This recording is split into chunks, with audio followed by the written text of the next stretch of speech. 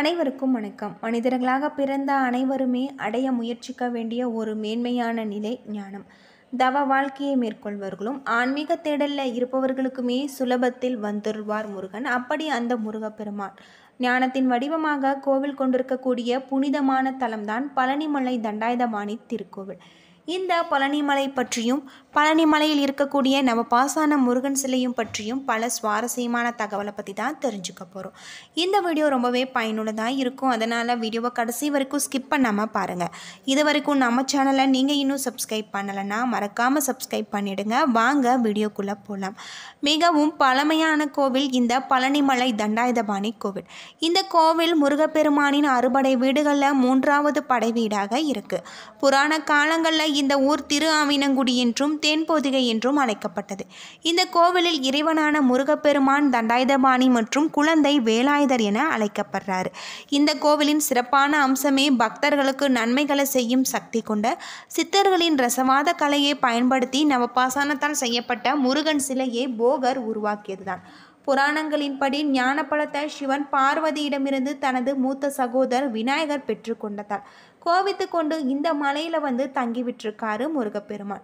தந்தை சிவபெருமானும் தாய் பார்வதியும் எவ்வளவோ கெஞ்சி சமாதானப்படுத்தியும் இந்த மலையிலேயே தங்க போவதாக கூறிவிட்டிருக்காரு. அது மட்டும் இல்லாமல் பிற்காலத்தில் இந்த தலத்திற்கு வழிபட்டு தமிழ் மூதாட்டி ஔவையாருக்கு காட்சி தந்தபோது நீயே ஞான வடிவானவன் என பொருள் கொண்டு பழனி என அவ்வை போற்றிருக்காங்க. இதுவே காலப்போக்கில் இந்த தலத்திற்கு பழனி என பெயர் வர காரணமாக இருந்திருக்கு.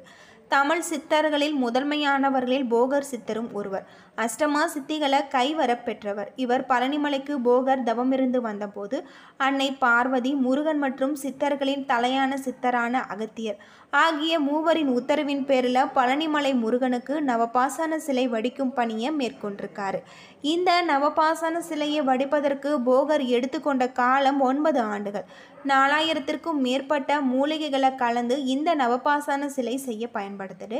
81 சித்தர்கள் இந்த போகரின் வழிகாட்டுதலின்படி இந்த நவபாசான சிலையை செய்யும் பணியில் ஈடுபட்டிருக்காங்க.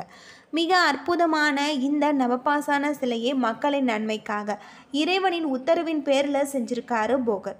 இந்த நவபாசான சிலைக்கு அபிஷேகம் செய்ய பயன்படுத்தப்படும் சந்தனம், விபூதி, பஞ்சாமிர்தம் போன்றவை பிரசாதகமாக பெற்று சாப்பிடும் பக்தர்களின் எப்படிப்பட்ட உடற்நோயும் தீர்க்கும் தெய்வீக சக்தி கொண்டது. இந்த பழனிமலையிலேயே போகர் சித்தரின் சமாதி மற்றும் போகர் சித்தரின் தனி சன்னதி இருக்கு.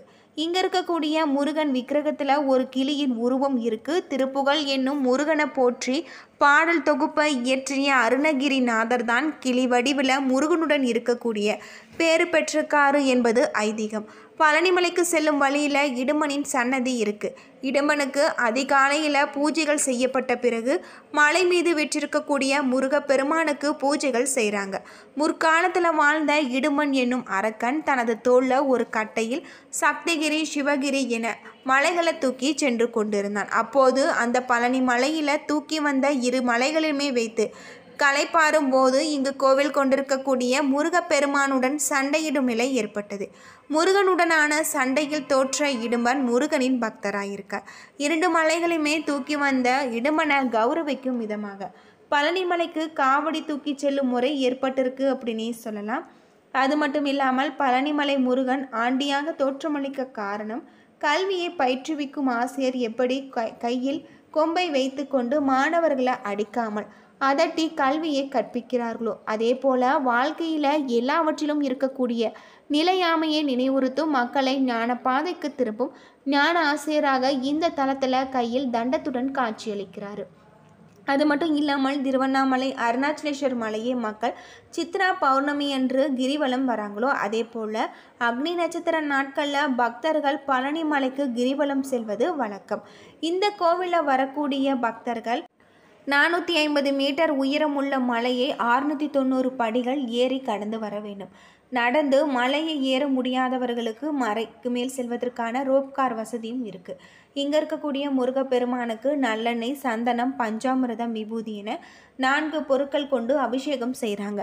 பன்னீர் மார்கழி மாதத்தில் மட்டும் செய்யப்படுது. சந்தனம், பன்னீர் தவிர மீது அபிஷேக பொருட்கள் எல்லாமே முருகனின் விக்கிரகத்தில் வைத்தவுடன் எடுக்கிறாங்க. முருகன் சிலை மீது வைத்து எடுக்கப்படும் சிரசு விபூதி சித்தர்களின் உத்தரவின் பேரலால் பக்தர்களுக்கு வழங்கப்படுகிற அரிதான பிரசாதம் அப்படின்னே சொல்லலாம். அது மட்டும் இல்லாமல் பொதுவாக சிவாலயங்களில் அன்னாபிஷேகம் நடைபெறும். ஆனால் பழனிமலை முருகன் கோவிலில் விசேஷ நட்சத்திர நாட்களில் அன்னாபிஷேகம் நடத்தப்படுது. ஒரு நாளையில் 6 முறை முருகனுக்கு அபிஷேகம் மற்றும் அலங்காரம் செய்யப்படுது. ஒரு முறை அபிஷேகம் செய்து அலங்காரம் செய்துவிட்டால் பின்னர் அடுத்த அபிஷேகம் வரை மாலை சாற்றுவதோ பூக்களால் அர்ச்சனை செய்வதோ கிடையாது. திருப்பதி கோவிலில் பிரசாதமான லட்டு எவ்வாறு புகழ்பெற்றதோ அதே போல் தண்டாயுதபாணிக்கு அபிஷேகம் செய்யப்படும் பழனி பஞ்சாமிர்தம் உலக புகழ்பெற்றது. இந்த கோவிலின் பிரசாதத்தை சாப்பிடுபவர்களின் எப்படிப்பட்ட உடல் நோயும் தீர்க்கும் என்பதும் பக்தர்களின் நம்பிக்கையாக இருக்குது அப்படின்னே சொல்லலாம். முருகன் மேற்கு திசையை நோக்கி பார்த்தவாறு இருக்கார். கேரள மாநிலத்தை பார்த்தவாறு தண்டாயுதபாணி இந்த கோவிலில் வீற்றிருப்பதால் மலையாள பக்தர்கள் அதிக அளவில் வந்து பழனிமலை முருகன் கோவிலுக்கு வந்து வழிபட்ட வண்ணம் இருக்காங்க அப்படின்னே சொல்லலாம். தமிழகத்தில் இருக்கக்கூடிய கோவில்களில் கோடிக்கணக்கில் பக்தர்களின் காணிக்கை பெறும் கோவிலாக பழனிமலை முருகன் கோவில் இருக்குது.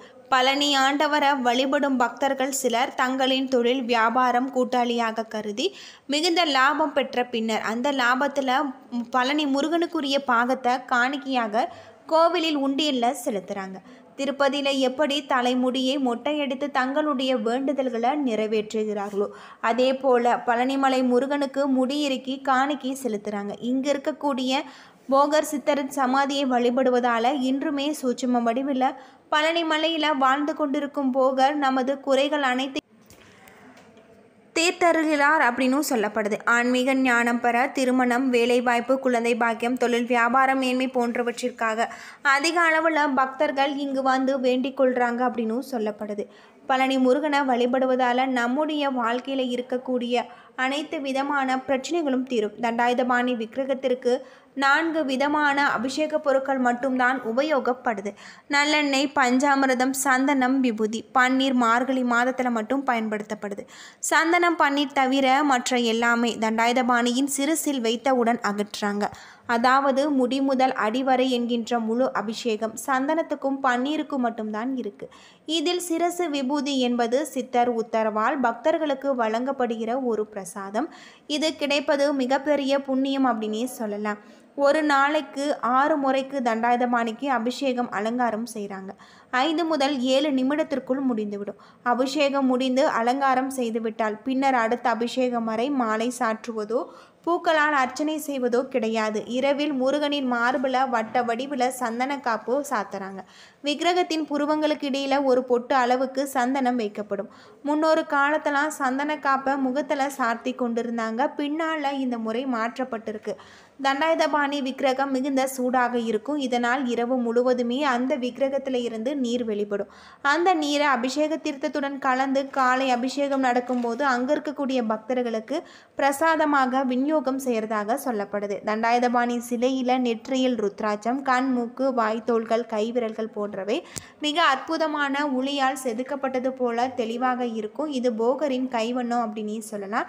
இந்த சிலையை சுற்றி எப்பொழுதுமே ஒருவித சுகந்த மனம் பரவிக்கொண்டே இருக்கும் அப்படின்னு சொல்லப்படுது. அது மட்டும் இல்லாமல் இந்த சிலையை செய்ய போகர் எடுத்துக்கொண்ட நாட்கள் 9 வருடம் அப்படின்னே சொல்லலாம். அம்பாள், முருகர், அகத்தியர் இவர்களுடைய உத்தரவுக்கு பின் தான் போகர் இப்படி ஒரு சக்தி வாய்ந்த சிலையை செஞ்சுருக்காங்க அப்படின்னு சொல்லப்படுது. இதற்காக 4000க்கும் மேற்பட்ட மூலிகைகளில் பல இடங்களில் இருந்து கொண்டு வந்து செஞ்சுருக்காங்க. 81 சித்தர்கள் இந்த நவபாசானத்தை போகர் சொன்னபடி தயார் பண்ணியிருக்கிறதாகவும் சொல்லப்படுது. என்ன நண்பர்களே, இந்த வீடியோ உங்களுக்கு பயனுள்ள ஒரு தகவலை தந்திருக்கும்னு நினைக்கிறேன். வீடியோ பிடிச்சிருந்தா லைக் பண்ணுங்கள், ஷேர் பண்ணுங்கள், கமெண்ட் பண்ணுங்கள். இதுபோல் தகவலை தெரிஞ்சுக்க நம்ம சேனலை மறக்காமல் சப்ஸ்கிரைப் பண்ணிவிடுங்க. நன்றி நண்பர்களே.